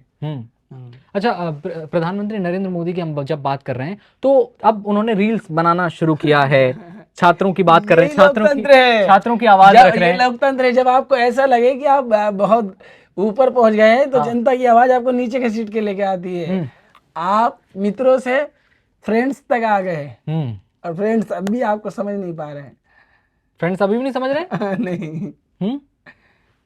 तो फेवरेट लीडर आपके राहुल गांधी अभी? हाँ, देखिए उसकी एक वजह मैंने बहुत पहले बता दी। और ठीक है, उन्होंने बहुत कुछ अच्छा, सारी दुनिया या सारी ताकत मिलकर आपको जलील करने लगे और आपको बेवजह, तो आपके पीछे मैं एक बतौर इंसान में आपको महसूस करूँ, समझू कि इतना सहने के बाद भी कुछ बोल नहीं रहा और कितनी सहनशीलता है इसके अंदर। तो ऐसे इंसान की कमर के पीछे खड़ा होकर बोलना चाहिए पूरे देश को, हम तेरे पीछे खड़े हैं, तुम आगे जाओ। राहुल गांधी को पप्पू कहा गया, वो वर्ड यूज किया गया, उसको लेकर क्या सोचते हैं? कहने दीजिए जिन्हें जो कहना है, लेकिन हम कहते हैं कि आलोचना करना आसान है, किसी को महसूस कीजिए, उसके जीवन को महसूस कीजिए। अच्छा, एक सवाल और सोशल मीडिया पे है कि इरफान शादी क्यों नहीं करना चाहते? भारत में करोड़ों लोग शादी नहीं करते, इरफान भी उनमें से एक है। मैंने करुणा, प्रेम, दया और त्याग के मार्ग को चुना है। पूरी कोशिश करूंगा मैं आप आजीवन अविवाहित रहूं और मैं किसी एक धर्म का नहीं हूं। मोहम्मद इरफान सभी धर्मों का आदर और सम्मान करता है, शीश झुकाता है। आप जब मुझे जहां बोलिएगा, जिस जगह बोलिएगा, पूरे आदर और मान सम्मान से पूरी तरीके से झुक के हम मोहम्मद इरफान का साफ नजरिया है और पूरे देश का साफ नजरिया है। हम एक दूसरे की पूजा पद्धति, देवी देवता, मान, खान पीन, रहन सहन, मरने जीवन का आदर और सम्मान करें। क्योंकि इरफान जब फोन उठाते हैं ना, तो इरफान फोन उठाते ही कहते हैं जय श्री कृष्णा भाई। तो मैं ये भी कहता हूँ कि मेरी झोपड़ी के भाग्य खुल जाएंगे, राम आएंगे, आएंगे राम आएंगे, राम आएंगे तो मैं अंगना सजाऊंगा, दिए जला के दिवाली में मनाऊंगा। मेरे जन्मों के दुख मिट जाएंगे, राम आएंगे, आएंगे राम आएंगे। राम से सबसे बड़ी सीख कौन सी आपको मिलती है? सबको लेनी चाहिए। सब कुछ पाना राम, सब कुछ पाकर खोना राम, पल पल हंसना राम, पल पल रोना राम। राम जीवन का सार है। राम करुणा, प्रेम, दया और त्याग है। राम ने सब कुछ छोड़ा और जंगल में गए। राम में इक्वालिटी है। राम ने सबरी के बेर खाए।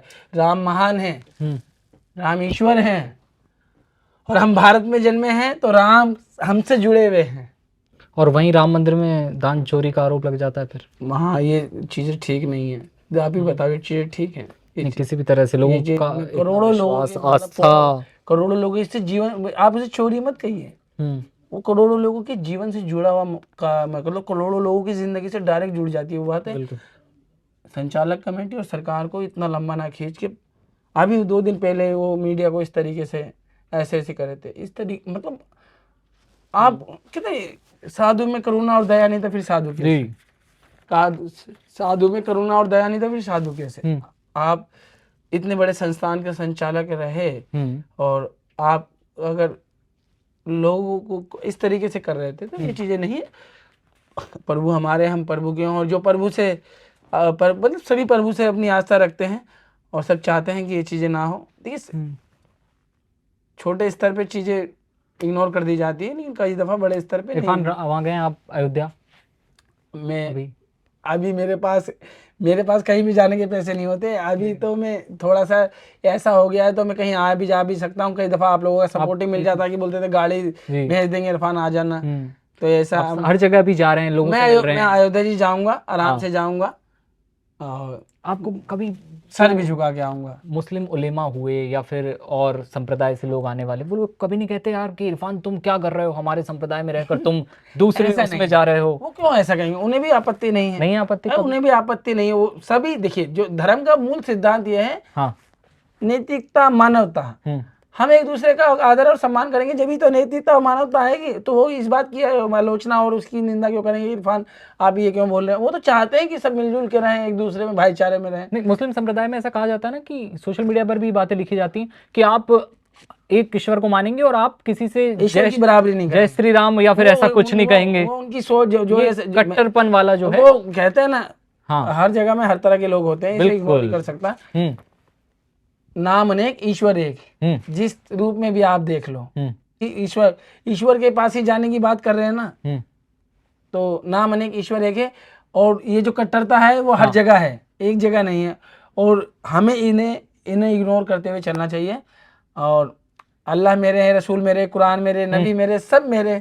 ये मेरा व्यक्तिगत मामला है। मेरी जिज्ञासा मैं कितनी सीखूं और कितनी प्रैक्टिस करूं, मैं तीसरे चौथे आदमी की इसमें राय नहीं लेता। और हम सब को ऐसे ही जीना चाहिए। हमें अपने ईश्वर के प्रति का आस्थावान होना चाहिए, प्रगति के पर्यावरण के प्रतीक, नदी और समुद्र के प्रतीक, आसमां के प्रतीक, हर संसार में के प्रतीक अपनी लगाव मतलब जिज्ञासा होनी चाहिए। कण कण में ईश्वर है, आपको देखने का नजरिया होना चाहिए। जरूरी थोड़ी ना कि कहीं जाके आपको ईश्वर मिलेंगे। तो स्वामी विवेकानंद कहते थे, हाँ, दीन दुखी और निर्धन में ईश्वर ढूंढता हूँ। तो उनकी वो किस में ढूंढ रहे थे? हम सबको दीन दुखियों में ईश्वर ढूंढना चाहिए। पीड़ा में अस्पताल, मैंने आज एक बात आपको बता रहा हूँ, किसी को नहीं बताया आज तक।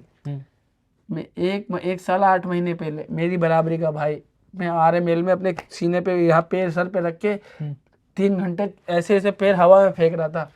पता क्यों? उसको ब्रेन हेमस हो गया था। और पूट वाल्मीकि लेके गया अस्पताल में।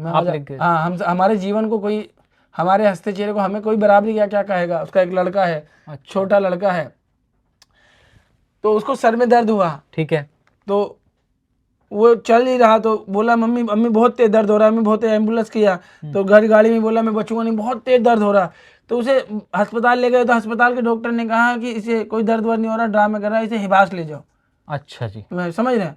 हमारे जीवन को कोई महसूस क्या करेगा? हमने वो सहा, वहां से ना वहां पे इंजेक्शन लगाया, उसको दर्द को, कंडीशन बिगड़ गई।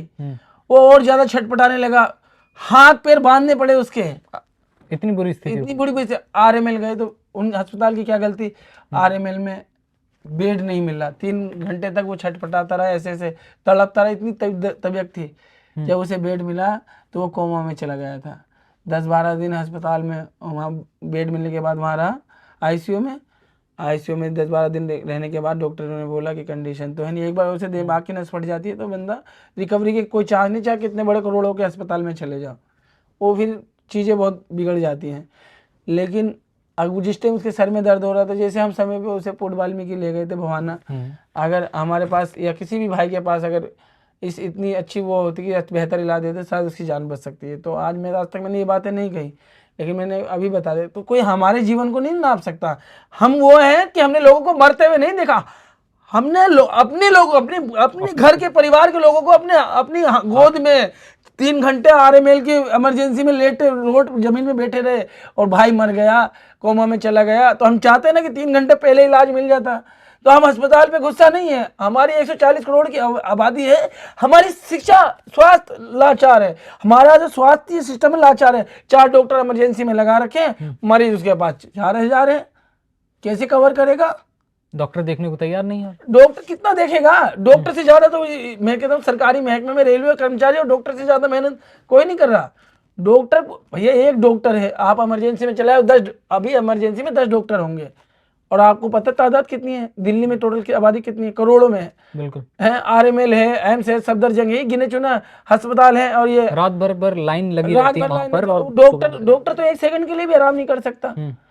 तो हम डॉक्टर की नहीं, हम कहते हैं कि जब उस टाइम आयुष्मान भी नहीं था हमारे पास, उस टाइम नहीं था, तो हम वो लोग हैं जिसने जिंदगी की पीड़ा को महसूस किया है। माँ आज तक रोती है, उसका एक लड़का है छोटा।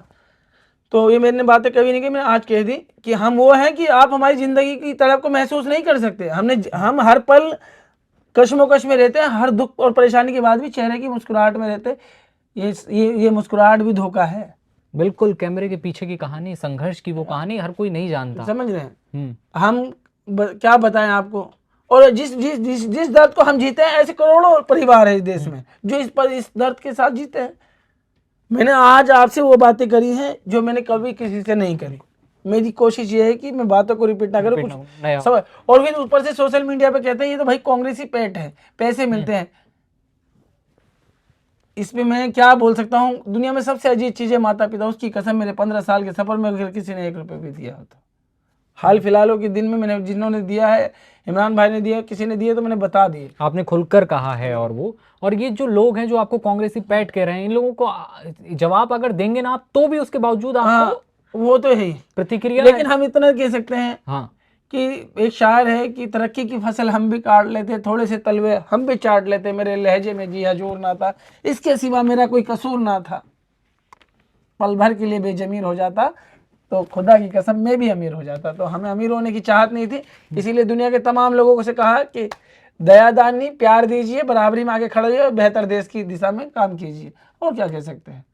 तो हमने पीड़ा को मैं जो जीवन महसूस किया है, करोड़ों लोगों के जीवन को उसमें देखते हैं, और करोड़ों लोगों की बात आपके सामने कहते हैं कि शिक्षा और स्वास्थ्य को तो ऐसा मत कीजिए कि जो कोई किसी का भी जीवन इससे अछूत रह जाए। जो भाई के साथ हुआ आपके हाथ में थे वो तो मेरे साथ, मेरे घर में नहीं, ऐसी घटनाएं हर पल देश के अलग अलग कोनों में होती हैं। तो सबका दर्द है ना। ये जो दुर्भाग्य है बहुत बड़ा हमारे देश का कि मतलब एक डॉक्टर को ये नहीं पता कि सर में उसके दर्द हो रहा है, ये ब्रेन हेमस का। मैंने गूगल पे फिर इसकी सारी जानकारी निकाली तो पता चला बुखार के बाद अगर किसी के सर में दर्द अगर उठ जाए, उसको बुखार भी था, अगर बुखार के बाद किसी के सर में दर्द उठ जाए बड़ा वाला, तो पहला कारण है कि उसके सर में ठंडा पानी मारा जाए और नजदीकी किसी बड़े अस्पताल में ले जाया जाए।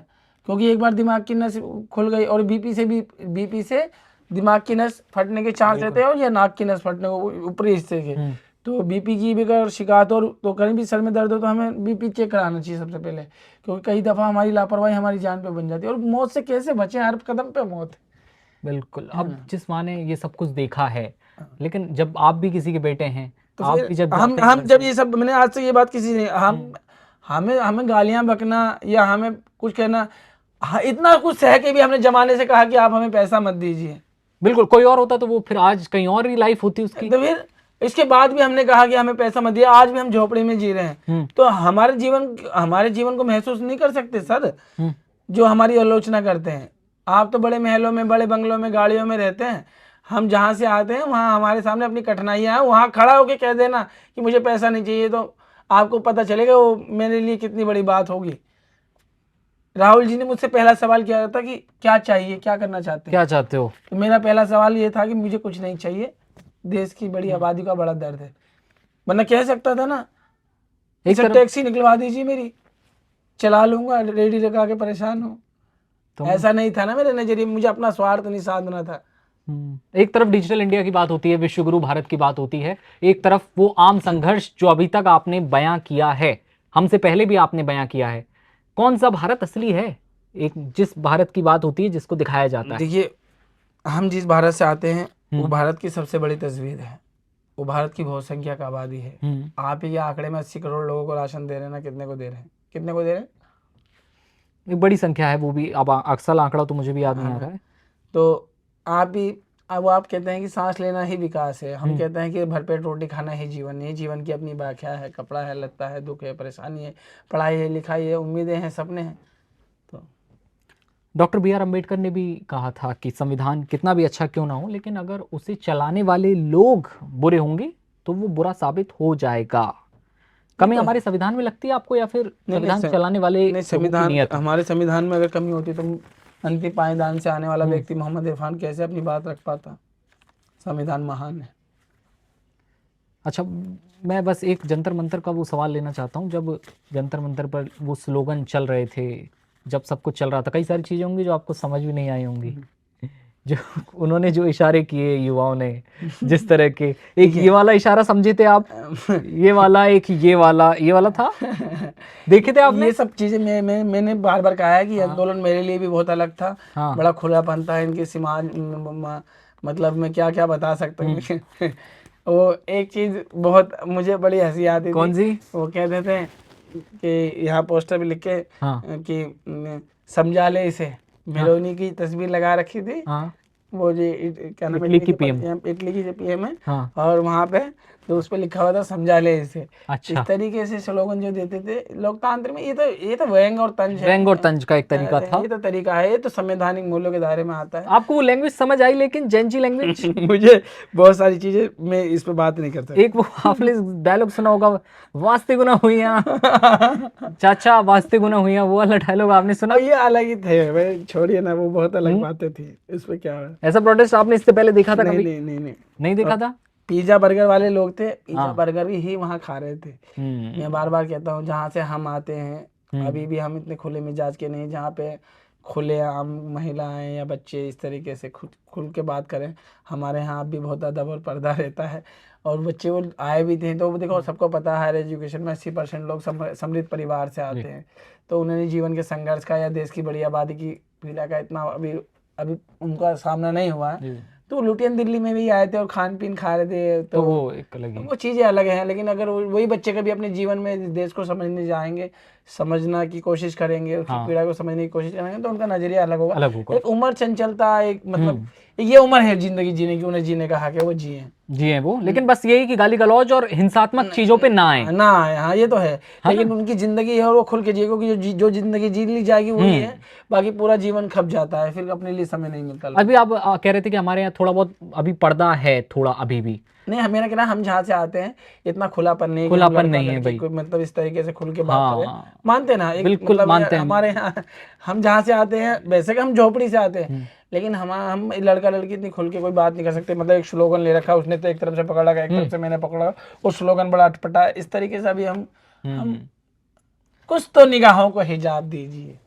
अब वो हिजाब की बात हो ही रही है, तो हिजाब को लेकर क्या सोचते हैं आप? मुस्लिम समुदाय में हिजाब को लेकर बड़ा वो है कि सबकी अपनी महिलाओं की स्थिति अभी बहुत कमजोर कहते हैं वो, या दबाया जाता है उन्हें, ऐसा कुछ। 2000 कहते न्यायमूर्ति जोगिंदर सिंह छच्चर की 2005 की रिपोर्ट है कि मुसलमानों की शैक्षिक, आर्थिक और सामाजिक स्थिति दलितों से भी पिछड़ी हुई है। तो ये मुसलमानों के रिलीजनिस्ट लीडर जो हैं, धार्मिक गुरु हैं, वो देखे, सामाजिक संगठन है वो देखे, उनके रहनुमा हुक्मरान जो पॉलिटिक्स में वो देखे, उनकी जिम्मेदारी है कि लोगों को जागरूक करें बेहतर तरीके से। और लोगों को अब जो अपनी धर्म संस्कृति मान्यता है उसमें भी तो सभी रहते हैं, क्योंकि 3 तलाक को लेकर कानून बना, लेकिन उसके बावजूद कई मामले आ जाते हैं ऐसे। देखिए, ट्रिपल तलाक पे कानून आया है, और महिलाओं से जुड़े कोई भी कानून सरकार लाती है तो वो महिलाओं के हित और अधिकारों में, और इसको किसी को इसमें अटपटा लगता है तो लगता रहे। किसी को भी कोई हक नहीं है कि किसी के साथ उन्होंने अपनी जिंदगी के फेरे निकाह किया, फिर से बच्चे किए, फिर उसे छोड़ दे। कहाँ जाइए औरत, कहाँ जाइए? क्या होगी? बिल्कुल, पूरी जिंदगी उसके सामने पड़ी है, तूने तो भाई अपना मतलब अपनी बकवासबाजी करनी थी, कर दी, वो कहाँ जाएगी? तो ये तो मैं हूँ या कोई भी हो, ये बहुत अच्छा कानून है कि गलती करोगे तो बेटा सजा होगी। और ये हलाला जैसी चीजें भी क्या अभी भी होती हैं क्या? इसमें आपको पूरा समझना पड़ेगा क्या है। हलाला पनिशमेंट है, अब वो चीजें नहीं है, अब नहीं है, बिल्कुल अब नहीं है। लेकिन कोई भी कानून अगर है किसी भी घर के, अब मेरी बहन है, मेरी वाइफ ही हो गई, मेरी शादीशुदा नहीं, मेरी वाइफ है, मेरी बहन है, या मेरे घर या किसी की भी घर की जो परिवार की जो औरत है, उस परिवार की का वजूद है, ताकत है। ताकत है। अब उसको इस तरीके की मतलब इसको इस तरीके से चीजें होने लगेंगी तो ये उस पुरुष के लिए यार सजा है, पीड़ा है। कहा जा हलाला के समझ लीजिए कि मेरी वाइफ मेरी गलती के कारण किसी और से शादी होगी, फिर उनके साथ रहेंगी, तो ये मेरे लिए कैसा होगा, ये मेरे लिए पीड़ादायक तो है, पीड़ादायक एक सजा है ये। लेकिन ना समझी मूर्खों की वजह से ये पीड़ा नहीं रही, गाली बन गई। गाली बन गई तो कानून आया इसके लिए, कानून आया तो हमने इसका स्वागत किया। अभी भी लगता है आपको कुछ लोग ऐसे जो अभी भी नहीं मान रहे हैं इन चीजों को? दुनिया है जो नहीं मानेगा, उसके लिए सरकार कानून लेके आई है, शासन अपने तरीके से उसे ठीक करेगा। लेकिन आज भी बहुत से मामलों में अगर कहते हैं बहुत बड़े स्तर पे आजकल पुरुषों को पीड़ा है कि महिला दुरुपयोग हर कानून का होता है, आपको मालूम है। लेकिन महिलाएं आज भी कहीं ना कहीं दबाई और कुचली जाती है। तो महिलाओं के अधिकारों को सुरक्षित करने का प्रयास हमेशा करना चाहिए। ये नहीं कि कुछ मामलों को लेकर उन्हें कमजोर करने की जरूरत है। मैं तो ट्रिपल तलाक पे साफ कहता हूँ, ये ठीक है कानून जो आया, हाँ इसका ठीक है, ये होना चाहिए। जो बातों से नहीं ना, वो डरने से मानता है। तो कानून को लेकर ही इरफान बात कर रहे हैं। तलाक पे मैं हमेशा मैं इस बात पे मैंने इस पे बताया कि वो जो हलाला था वो पनिशमेंट थी। अगर उसे किसी ने गाली बनाया ना समझी मुखरता से, तो सरकार कानून लिया, इसमें क्या बुराई है? सरकार कानून लाई, पालन कहाँ ऊपर? अरे मेरी बहन है, अरे यार मेरी बहन है, हाँ दूसरी क्या, मेरी बहन ने शादी करी, दो बच्चे किए, कल को वो तलाक देता था, फिर एक हलाला होता, फिर कल को वो नाम मानता, उन चीज से क्या फर्क? उसने जिस सजा ही नहीं माना, उसके लिए क्या फर्क पड़ता है? तो मैं चाहूंगा ना मेरी बहन को न्याय मिले, तो ठीक है, सरकार ट्रिपल तलाक कानून लेके आ गई, अब वो ऐसा करता है तो सीधे जेल जाए। आखिरी सवाल है मेरा, इरफान वायरल होने के बाद असली दोस्तों की पहचान कैसे करें? कई लोग होंगे जो अपने बन गए होंगे आपके, अब तो इस दौर में आप असली की पहचान कैसे हो? सबसे पहले मैं आपको एक बात बता देता हूँ, हाँ, मैं किसी राजनीतिक बंधुआ मजदूरी से नहीं निकला हूँ, मैं किसी के झंडे वंडे दरी बिछा के नहीं आया, मैं बिल्कुल नहीं बदला, मैं अपने लोगों में रहता हूँ। और बहुत सबसे आपने देखा फोन करते हो मुझे, मैं उठाता हूँ, मैं सबसे बात करता हूँ, सबसे बात करते हैं आप। और मेरा नजरिया साफ है। किसी को लगता है वायरल हो गया, ये हो गया, वो हो गया, अगड़म हो गया, मुझसे आके कैमरा लेके मेरे घर आना, लोगों से बात करना। मैं अपनी झोपड़ी में सोता हूँ और सुकून देखा से, मैंने वो आपका वीडियो देखा, अभी अपनी झोपड़ी में सोता हूँ। नहीं, ऐसा हुआ कि कुछ लोग जरूर होंगे जो अब वायरल होने के बाद आपके अपने बने होंगे, जो पहले शायद आपको इग्नोर कर रहे थे, नजरअंदाज। हाँ, तो ये चीजें होती हैं, है ना, कि और ये चीजें होती हैं। आपने देखो दुनिया वायरल होती होगी, मुझे भी देखा होगा वायरल होते, मेरी चीजें ही अलग है। ये वायरल मुझ पे है भी, मैं इस तरीके से हावी नहीं है, वो इस तरीके से ऐसे आया मैं ऐसा है। बहुत से लोग ऐसे करते हैं, 2-4 लाख बंदे साथ में होते हो, कहते हैं हटो सिक्योरिटी लेकर आते ऐसी चीज। इरफान जी आ रहे हैं प्लीज, हटो। अरे वो मतलब मैंने देखा है, मैंने खुद देखा है। अच्छा, कि कोई वायरल हो गया है तो भाई वो चश्मा वश्मा लगा रखा और कैमरे पे इस तरीके से, भाई जैसे भाई राजा बाबू आएगा गोविंदा। इरफान गोविंदा नहीं बन पाए। हम देखिए, हम सड़कों से निकले हुए लोग हैं, बिल्कुल। तो राम ने जो इज्जत दी उसके हमेशा एहसानमंद रहेंगे। अल्लाह का करम है कि चीज़ें, और हर इंसान चाहता है। मैं क्या चाहता था कि मुझे माइक मिले, मंच मिले, वो मिल गया, आपसे बात हो गई। इरफान वो आवाज़ हैं जो हर इंसान की आवाज़ अब बने हैं, लोकतंत्र और संविधान की आवाज़ बने हैं। जिस इंसान में जो होता है ना कि यार मुझे सुना नहीं जा रहा है, एक वक्त पे हमें ऐसा लगता है कि यार मैं उस तकाजी तक पहुंचूंगा अपनी एक उम्र में, आज इरफान की आवाज़ को सुना जा रहा है, और देश में ही नहीं, और मैं आपके प्यार के लिए सदा उसकी बारगाह में आपका कर्जदार रहूंगा। और क्या कहूँ, मैं आप लोगों से बहुत प्यार करता हूँ, सबसे। मैं, आपको लग रहा होगा मैं कैमरे की तरफ देख के बोल रहा हूँ, मैं हकीकत में आपकी तरफ देख के बोल रहा हूँ, और आप मुझे देख रहे हैं। इस बीच में कोई गैप नहीं है। आप कमेंट में मैसेज दीजिए, इरफान आपसे बात करेगा दिल खोल के, क्योंकि आप मेरे परिवार के सदस्य हैं। इरफान दिल खोलकर ही बात करते हैं, और इरफान आज हमारे साथ थे। हमेशा जैसे भी वो सवाल होंगे, मैं ज़रूर कुछ इंपॉर्टेंट सवाल होंगे मैं आप तक अगली बार लेकर आऊँगा, अगर मैं वहाँ पहुँचता हूँ आपके पास, तो वहीं आकर हम बात करेंगे। इरफान तो खुलेआम बोलते ही हैं, बिल्कुल खुले तौर पर, और यही लोगों के दिलों को टच करता है इरफान, वाकई। और वायरल होना और ये सब चीज़ें चलती रहती हैं। सबसे ज़्यादा जो दिलों को छुआ है आपकी बात ने, वो यही कि इतना कुछ होने के बाद भी आप उसी ग्राउंड पर हैं अभी भी, नहीं, वहीं उसी पे। लहजे में आप बात कर रहे हैं जिस लहजे में पहले बात करते थे। वही आपने कई लोगों के लिए प्रेरणा का काम किया है और आप प्रेरणा स्रोत उन लोगों के लिए बने हैं जो सोचते हैं कि यार निराश हो जाओ, अब एक वक्त निकल गया, खत्म करो। देखिए मैं 35 साल का हो गया, 15 साल से आंदोलन में था। मैं फिर आपको कहूंगा इस दुनिया में सीखने के लिए बहुत कुछ है। मैं नौजवानों से कह रहा हूँ इस दुनिया में सीखने के लिए बहुत कुछ है, तो बुरा नहीं अच्छा सीखा जाए। और घृणा और नफरत से आप अपना जीवन ही बेकार करेंगे। तो तरकशील होके अपने अपने परिवार और समाज के मुद्दों पे बात कीजिए। इरफान की बारी आई है, आपकी भी बारी आएगी, उसका इंतजार कीजिए। आपकी भी बारी आएगी, इंतजार कीजिए। नवभारत टाइम्स पर आप सुन रहे थे इरफान को, फिर मुलाकात होगी। Thank you so much time देने के लिए। जय श्री कृष्ण।